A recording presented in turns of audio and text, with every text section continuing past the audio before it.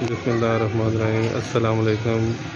गमगोल property आपके लिए लाए कमर्शियल जगह, खूबसूरत 4 मरले, 5 दुकानें, सारी दुकानें रेंट पे लगी हुई हैं। ये भी कुछ बंद है। ये सारी मार्केट है टेंच बाटा में।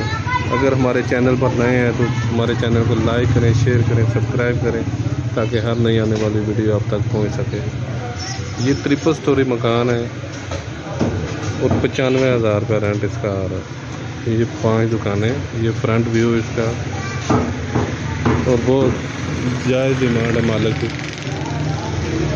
कॉर्नर में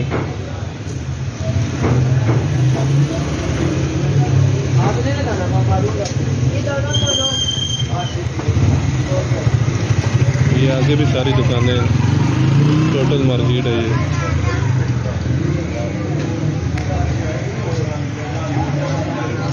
ये पीछे नीचे एक कमरा, किचन बाथ, ऊपर 3 कमरे और उससे ऊपर भी 2 कमरे, 4 मरले, खूबसूरत मकान, ज़बरदस्त लोकेशन।